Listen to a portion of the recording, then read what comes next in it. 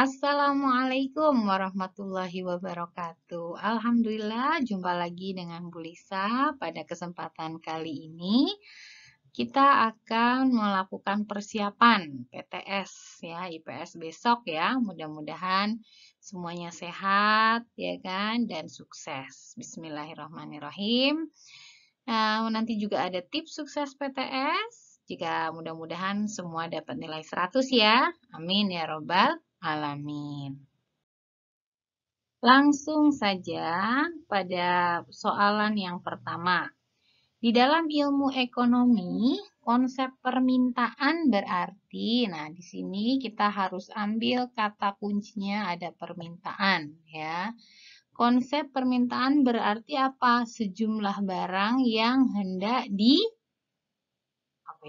yang hendak di apa? Yang hendak dibeli. Karena di sini adanya permintaan. Nih kata kuncinya ya. Jadi di dalam ilmu ekonomi, konsep permintaan berarti sejumlah barang yang hendak dibeli pada waktu dan tempat tertentu. Jadi ini jawabannya. Selanjutnya yang kedua ini, konsep penawaran. Kata kuncinya adalah penawaran. Ya, di dalam ekonomi pengertiannya apa di sini? Kalau penawaran berarti yang hendak dijual. Sejumlah barang yang hendak dijual pada waktu dan tempat tertentu. Ya, bisa juga di sini ditambahkan dengan tingkat harga tertentu gitu ya. Nih, yang hendak dijual. Gitu.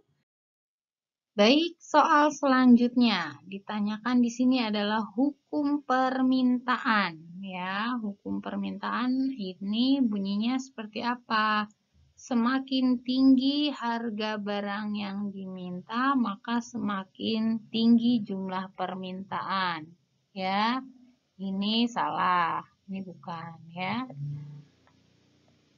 Semakin rendah harga barang akan semakin rendah jumlah permintaan. Ini juga bukan.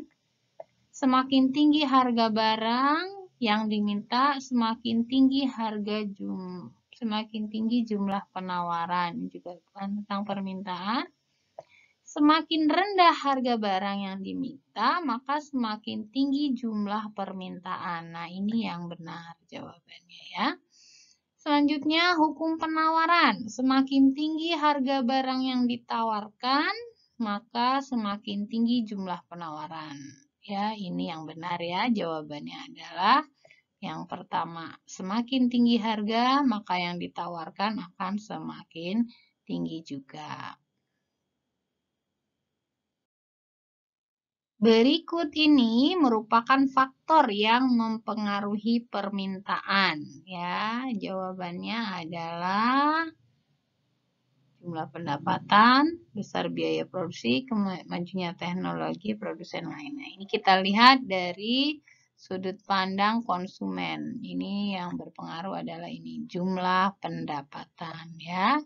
Jadi ini jawabannya tentang jumlah pendapatan. Faktor yang mempengaruhi penawaran. Ini dari sudut pandang penawaran dari sudut pandang produsen. Berarti dia adalah biaya produksi. Oke, ini jawabannya ya. Oke, next question. Salah satu faktor penyebab mendorong perdagangan internasional. Nah, ini faktor pendorongnya seperti yang sudah kita pelajari adalah karena perbedaan sumber daya. Ini jawabannya. Oke. Jepang mampu memproduksi otomotif dengan efektif, Malaysia mampu memproduksi sawit dengan efisien. Nah, ini dikenal dengan keunggulan komparatif. Ini juga sudah pernah kita pelajari ya, bagaimana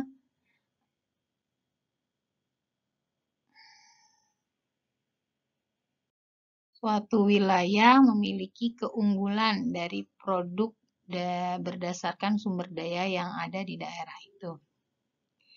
Baik, selanjutnya definisi kegiatan ekonomi. Wah, ini sudah sangat mudah ya.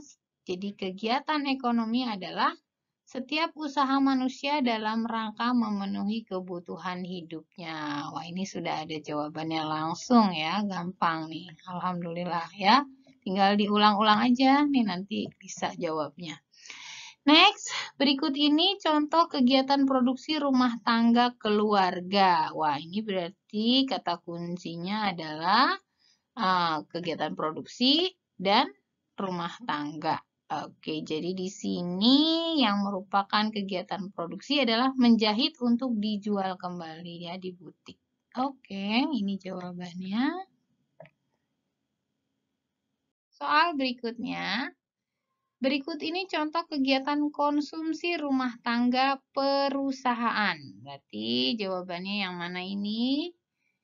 Tentang kata kuncinya adalah konsumsi ya kan dan perusahaan. Sebentar. Di sini kegiatan konsumsi yang dilakukan oleh rumah tangga perusahaan. Ini adalah apa ya?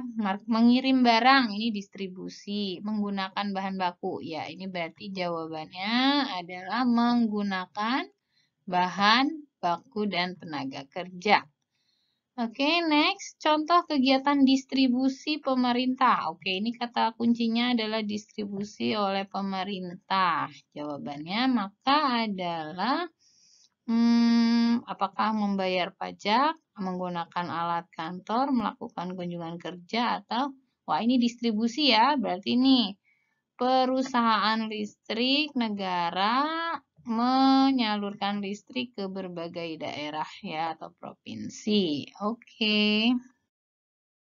Baik, selanjutnya definisi pelaku ekonomi. Sudah kita pelajari bersama ya, pelajari bersama bahwa pelaku ekonomi adalah setiap orang atau pihak ya, bisa individu, kelompok, lembaga yang melakukan kegiatan ekonomi. Berarti jawabannya ini ya. Oke, para pelaku ekonomi terdiri dari apa saja? Oh ya, ada rumah tangga keluarga, perusahaan, negara, dan luar negeri. Oke, ini jawabannya. Berikut ini peran utama rumah tangga perusahaan. Ya, perusahaan dia berarti produsen ya, yaitu nah, ini jawabannya ya. Memakai itu konsumen, investasi, menciptakan barang, mengalur jalannya jawabannya adalah menciptakan barang ya sebagai produsen ya. Ini perusahaan. Kata kuncinya rumah tangga perusahaan, peranannya apa? Ya, menciptakan barang dan jasa yang dibutuhkan. Selanjutnya, kata kuncinya di sini peran utama rumah tangga keluarga. Ya, sebagai konsumen ini ya, pengguna hasil produksi sekaligus penyedia faktor produksi. Ini jawabannya. Oke, jangan lupa ini dihafalkan. Nanti mudah-mudahan bisa dapat nilai 100 semua. Oke, next. Bonus buat kalian semua, tips sukses PTS ya. Jangan lupa 1, selalu berdoa sebelum belajar ya. Minta keberkahan dari Allah Subhanahu wa taala, minta ilmu yang bermanfaat, ilmu yang berguna ya kan, ilmu yang bisa diamalkan. Yang kedua, fokus ya, pelajari kisi-kisi yang diberikan oleh guru bidang studi ya, karena itu akan mempermudah ya apa yang harus kalian pelajari. Ada juga yang memberikan batasan pelajaran yang akan diujikan. Ketiga, kerjakan latihan soal persiapan PTS yang diberikan ya, itu akan mereview memori kalian dalam pelajaran-pelajaran sebelumnya. Jangan lupa tips yang keempat, mohon doa restu dari orang tua ya, karena keridhaan Allah itu berserta dengan keridhaan orang tua. Ya, mudah-mudahan dengan didoakan oleh orang tua kita ya, kita menjadi mudah dalam mengerjakan soal-soal yang diberikan. Yang kelima, don't forget to like and subscribe my channel. Maulidati Sahabat Channel ya. Mudah-mudahan nanti bermanfaat dan bisa mempermudah kalian dalam mengulang pelajaran. Don't forget to watch the next video because this is only the first part, yeah. To be continued to the next part, to the next video. Okay, see you. Bye bye. Assalamualaikum warahmatullahi wabarakatuh.